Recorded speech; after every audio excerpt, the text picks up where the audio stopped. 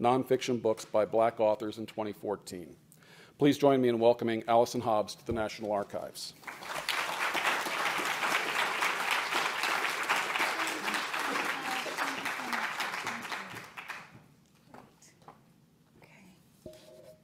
Well, thank you so much, Douglas, for such a lovely and generous introduction. My sincere thanks to Douglas for inviting me to come to the National Archives. It's such a pleasure being in this beautiful city with such a rich history. And thank you all so much for coming. I really appreciate it. And I'm very eager to hear your questions and your comments. So let me begin with the inspiration behind this project. This project was inspired by a story that my aunt told me about a distant cousin who grew up on the south side of Chicago in the 1930s. This story begins with a parade, the historic Bud Billiken Parade, an annual parade that continues to this day. On a sizzling summer morning in August, my cousin leapt from her bed to find the best spot to view the parade. She joined a crowd that numbered in the thousands, and she cheered as drum majors, baton twirlers, and celebrities in convertibles passed by. She ran out to the floats to touch the parade's anointed king and queen and caught the candy that the participants tossed to her. The parade was a South Side institution, and at a time when racial tensions ran high, when Black families squeezed into overcrowded kitchenettes, and when Black children knew not to venture beyond the boundaries of their neighborhood, the Bud Billiken Parade evoked a deep sense of race pride, community, and togetherness. For one day a year, Black children could imagine that the city of Chicago was all theirs. Now, our cousin could not have known that this would be her last time hearing the marching bands and the cheering crowds. Unlike many Black parents, she would not share this experience with her children. She was Black, but she looked white. She was very light-skinned.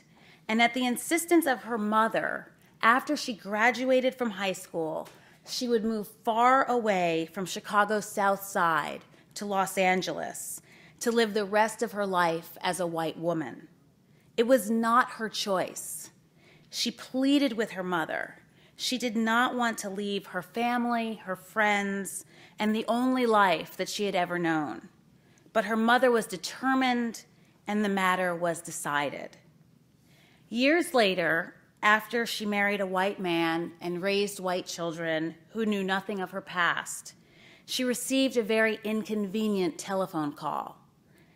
It was her mother, and she was calling to tell her that her father was dying and that she must come home immediately.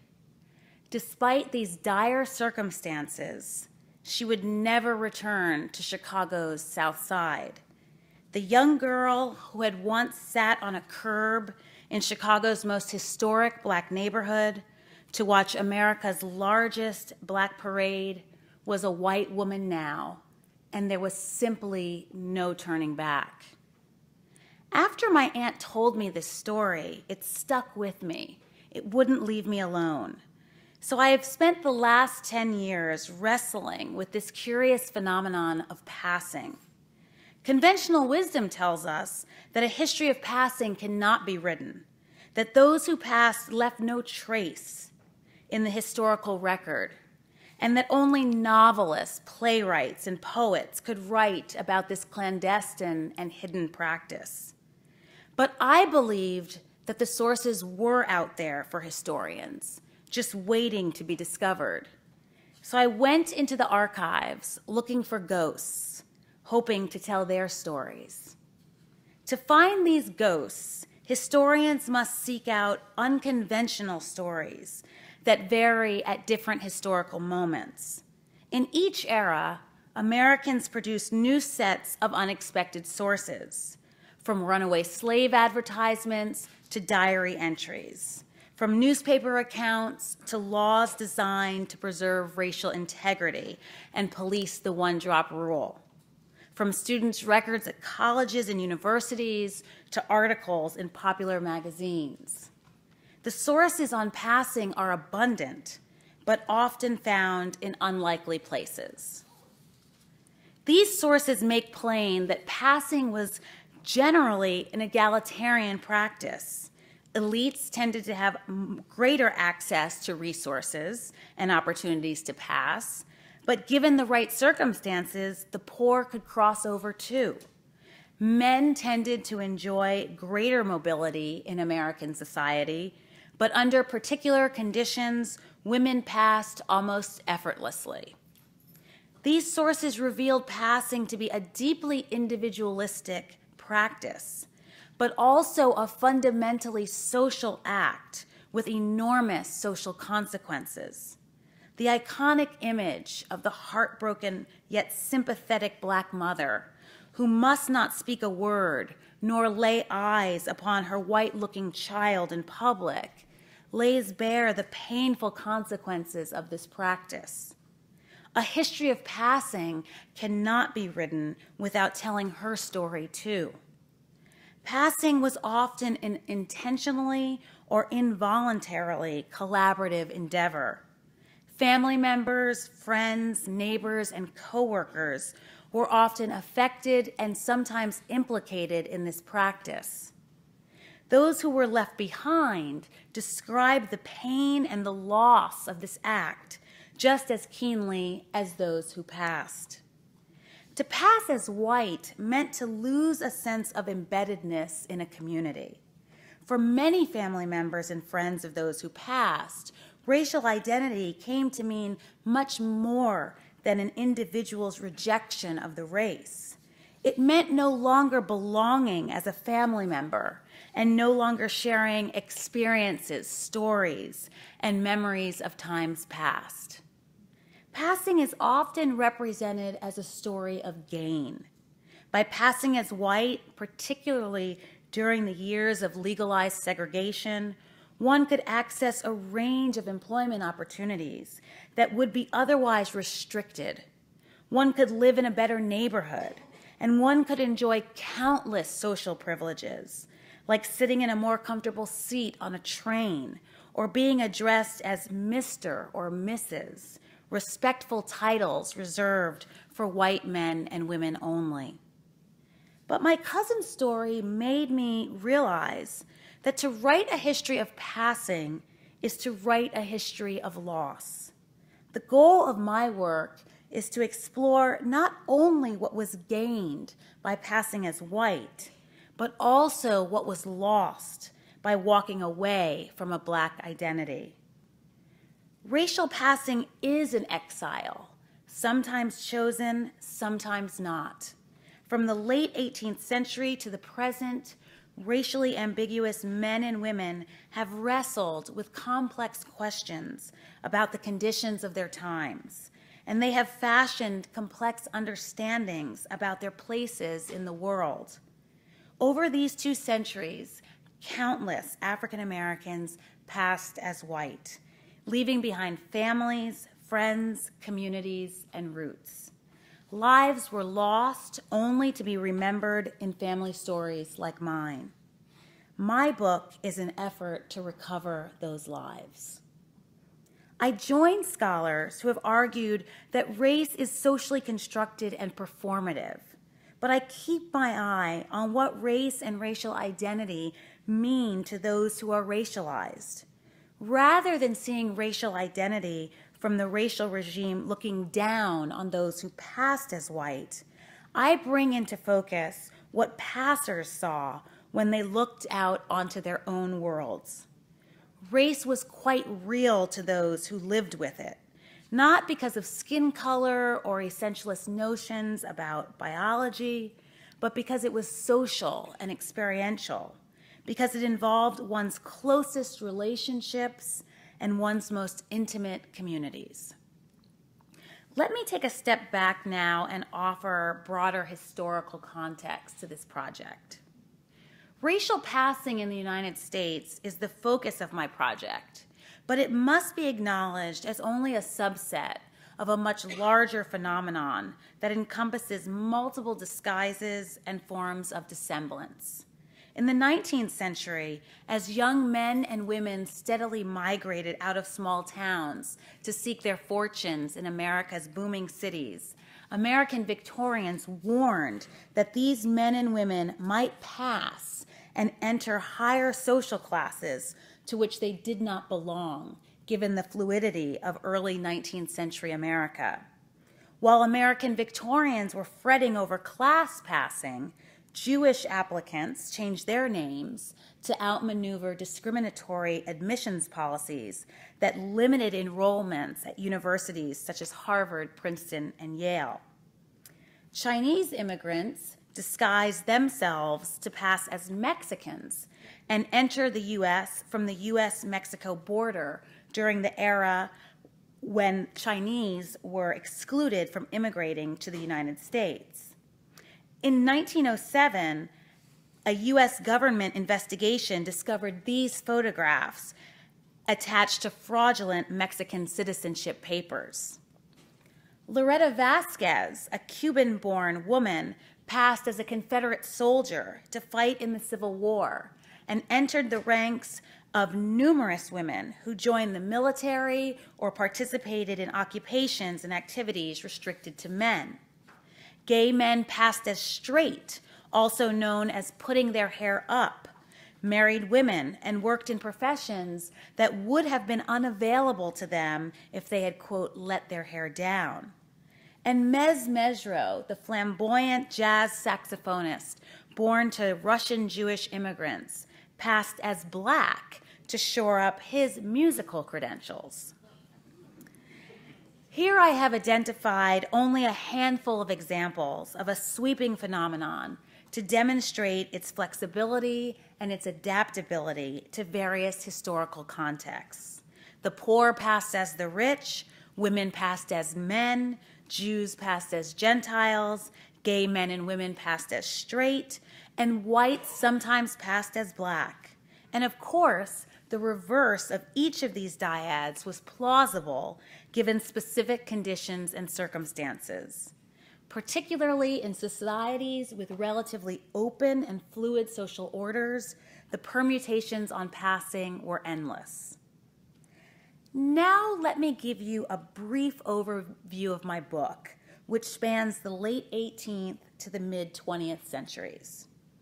The lived experience of passing, the act of negotiating the permeable border between black and white, reveals one way that everyday people have interacted with a racist society since the late 18th century. Each era determined not only how racially ambiguous men and women lived, but also what they lost. In the antebellum period, enslaved men and women lived with a looming threat of loss, knowing that they could be bought, sold, and forever separated from their families if their master lost a card game or decided to present a slave as a wedding gift. During the era of slavery, to pass as white was to escape, not necessarily from blackness, but from slavery, often with the intention of recovering precious relationships and living as black under the more secure conditions of freedom. Passing as white became possible in a society where whiteness was not based solely on appearance, but also on dress, behavior, and mannerisms. Indeed, skin color and physical appearance were usually the least reliable factors.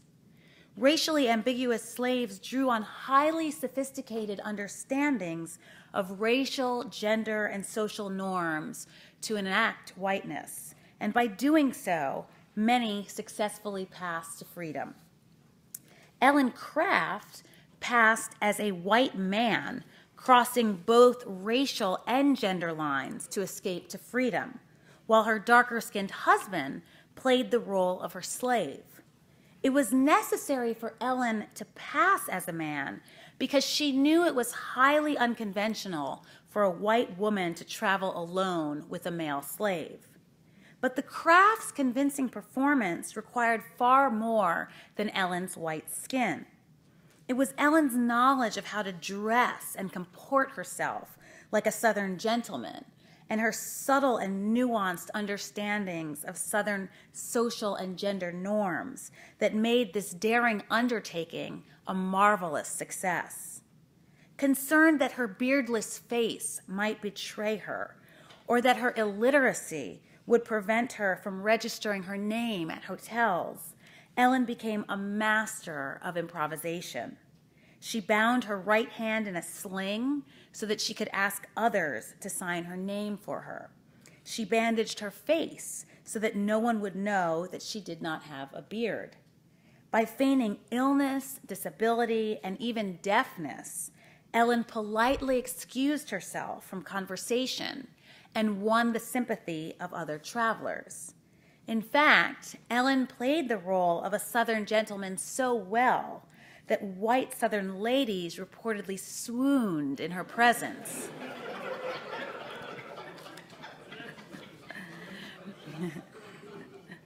Passing to freedom, however, was not nearly as laden with the moral questions and experiences with loss that would follow in later years. During the long years of Jim Crow, passing meant striking out on one's own and leaving behind a family and a people. Without a doubt, benefits accrued to these new white identities. But a more complete understanding of this practice requires a reckoning with the loss, alienation, and isolation that accompanied and often outweighed its rewards. During the Jim Crow period, the period between 1890 and 1955, segregated living and working arrangements created the necessary conditions for passing to flourish, but also for this practice to undermine Black families and communities. This period also witnessed the Great Migration, the massive and unprecedented migrations of African Americans out of the South. These migrations allowed racially ambiguous people to travel and to try on new identities in the anonymity of northern cities. One woman described her grandmother's journey from Mississippi to Chicago.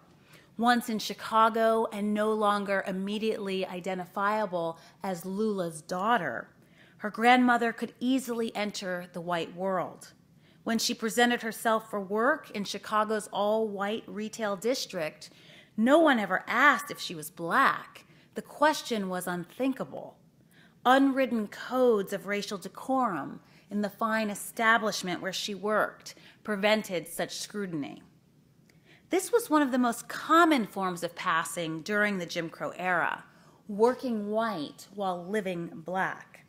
9-to-5 passing, as it was often called, allowed nearly white men and women to access employment slated for whites only. Simply mentioning that a family member held a white-collar job became shorthand for passing as white, given the strict segregation of employment opportunities. A woman wrote of a relative who was, quote, working up in New York State, passing as the head manager of the largest paper factory in the country. Family members signaled that a relative had a high-paying job by stating that he or she works as white, and it could be assumed that a relative was passing if he or she worked in a particular field or in an all-white establishment. Henry Park was the only colored fireman in New Haven, one family member bragged, adding, he neglected to tell them he was Negro. Others conceded, I never tried to pass. Folks thought that I was white and I didn't enlighten them. The constructed nature of race becomes evident when individuals change their racial identity by changing location, clothing, speech, and life story, thus seemingly making themselves white. Others pass temporarily or situationally to seek respite from Jim Crow living every now and then. In a 1932 letter to Carl Van Vechten, novelist Nella Larson wrote about passing as white in the company of Grace Nail Johnson, James Weldon Johnson's light-skinned wife. And I'll read her letter for you. You will be much amused that I, who have never tried this much-discussed passing stunt, have waited until I reached the Deep South to put it over. Grace Johnson and I drove about 50 miles south of here the other day and then walked to the best restaurant in a rather conservative town called Murfreesboro and demanded lunch and got it, plus all the service in the world and an invitation to return. Everybody here seems to think that quite a stunt. Larson's letter reveals the type of momentary passing that became commonplace during the Jim Crow era, but it also reveals the fun and the theatrics of passing. Convincing performances required gumption, resourcefulness, and no small measure of humor. The sheer joy of getting over and fooling our white folks, as Langston Hughes put it, made passing a means of poking fun at a racial system laden with absurdities about racial purity. Walter White, the racially ambiguous executive secretary of the NAACP, made a practice of putting his blonde hair and blue eyes to use to enter the South during the 1930s to investigate lynching. White must have laughed nervously when he sat next to a white man on a train who bragged that he had special expertise in identifying blacks who passed as white. Taking White's hand into his own and pointing at White's cuticles, the man explained that if White had black blood, it would show on his fingernails, an antiquated belief about a telltale sign of black racial identity. In a country obsessed with racial distinctions, passing demonstrated just how unreliable one's appearance was in determining their race. At times, passing was a practical joke at the expense of whites, but this levity must not obscure the work that passing does on more intimate registers, laying bare the high emotional stakes, the threats to family coherence, and the personal dislocations that this practice necessitated. In a memoir of her mother, Ronnie Hartfield, a mixed-race woman, reflected on the expansive sense of black family feeling and wrote, "It is said that colored people all over the world will ask each other upon first meeting, 'Who are your people?' This question signals the importance of locating black individuals within larger familial networks and sets of kinfolk. Hartfield's mother had lived on both sides of the color line. In Chicago, she held a well-paying job at the Automatic Electric Company. She did not volunteer any information about her racial background, and none of her coworkers, recent immigrants from Italy, Lithuania, and Poland, asked any questions. As her daughter explained, this was the kind of tacit passing that allowed her mother to gain a foothold in Chicago in the 19-teens. Despite her mother's practice of 9-to-5 passing, she could not make sense of the familial dislocations that permanent passing required. As she explained, in slavery days, people got cut off from their families, but there was nothing they could do about it. But these passing people who choose to do that, I can't make any sense out of that at all. All they get in return for giving up everything is people can think they're white. People think I'm white anyway, and I don't feel any different. I have my family and my true history. That means something."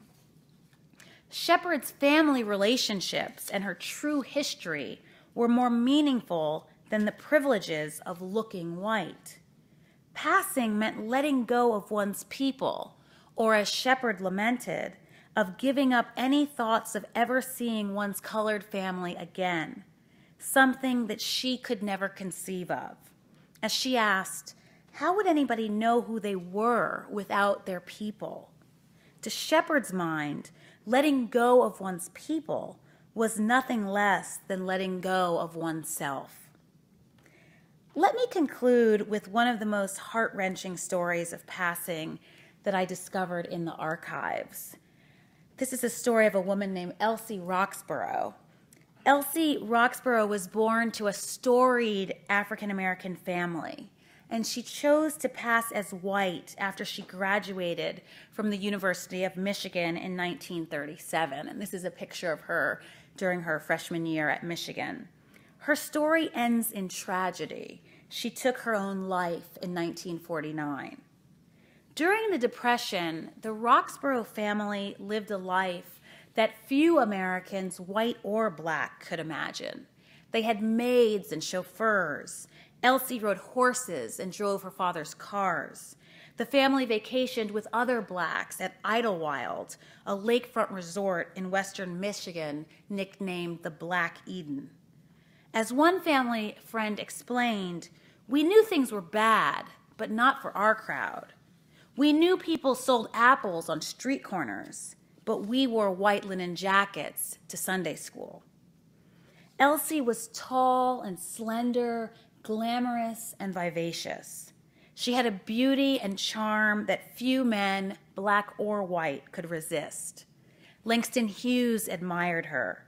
Her classmate, the future playwright Arthur Miller, called her a beauty, the classiest girl in Ann Arbor. Langston Hughes wrote that Elsie would tell him her dreams and wonder whether or not it would be better for her to pass as white to achieve them. After graduating from college in 1937, Elsie moved to California and passed to work as a model and a screenwriter. When her fortunes ran dry out west, Elsie moved east. In New York, she dyed her brown hair red and dropped the famous Roxborough name to become the unattached white Mona Manet. But even as a white woman, her dreams would never come true. And here's a picture of her when she was passing as white in New York. Langston Hughes was in Spain when Elsie wrote him to tell him that she had decided to pass. For several years, Elsie wrote letters to Hughes and sent him gifts at Christmas without a return address on the package. In time, Elsie's letters and gifts stopped altogether, and Hughes never heard from her again. When Elsie's white roommate returned from a weekend trip, she found Elsie in her bed. It appeared that she had committed suicide. Her sister, who could also pass as white, traveled to New York with the wrenching assignment of claiming the body. The arrival of this ostensibly white woman allowed Elsie to remain white even in death. Elsie had written to her father for financial help. He refused her, and 3 days later, she was dead. Her sister would never speak to her father again. By the 1940s and through the 1960s, personal testimonies began to declare that the losses were simply too much to bear, and it was time to give up passing and come home. The black press published numerous testimonials of African Americans who disavowed passing and cataloged countless psychological advantages of embracing a black identity. Many articles cheerfully announced the collapse of economic barriers after World War II that seemed to make 9-to-5 passing no longer necessary. Other essays focused on the collective pride that African Americans experienced and the growing protest spirit of the burgeoning civil rights movement. The Johnston family, shown here in their suburban home in Keene, New Hampshire, passed for 20 years before they were discovered. The father, a successful and well-respected radiologist, applied to be an officer in the Navy during World War II. A naval background check revealed that he had been in a black fraternity during college. Now, note to self, if you're thinking about passing, probably best not to join a black fraternity. But after the family's secret was revealed, they insisted that they were through with passing and that they would never pass again. By the 1960s, racial politics had changed once again. Black identities were affirmed and passing was rejected. Black was beautiful. Blending in with the white world seemed no longer economically necessary, politically advantageous, or socially desirable. I am often asked, do people still pass today? I am certain that passing continues, but probably in a very different form than what I have described in my talk. We now live in a far more multiracial society than Ellen Craft or Elsie Roxborough could have ever imagined. The conditions of the 21st century allow for a greater acceptance of mixed race identities, but still the core issues of race and identity remain. Each generation must navigate the social currents and racial realities of their time period. A history of passing opens a window on the complexity of the human experience. It allows us to gain a deeper and more meaningful understanding of the ways that race is lived and experienced. I have assembled a disparate cast of characters, scenes, and settings, and moments of conflict and contradiction to knit together the history of passing. Passing offered countless freedoms, from the pleasures of sitting in more comfortable sections of movie theaters to the simple dignities of trying on a hat in a store without being compelled to buy it, to the more elusive opportunities to feel more like a man or to be treated like a lady. Passing is an enduring historical phenomenon that opens a wide window onto larger issues about fluid racial definitions, the changing dynamics of race relations, and the complex and circuitous routes along which African American identities have developed in the United States. My book attempts to reconstruct the world of passing by pairing scholarly discussions of its social, economic, and political context with the personal, emotional, and familial matter that make it human. Passing was not an automatic response to racial discrimination. Some African Americans used passing as a crucial channel leading to physical and personal freedom. They declared their rights as American citizens and insisted on their humanity. What they could not fully know until they had successfully passed was that the light of freedom was often overshadowed by the darkness of loss. Thank you.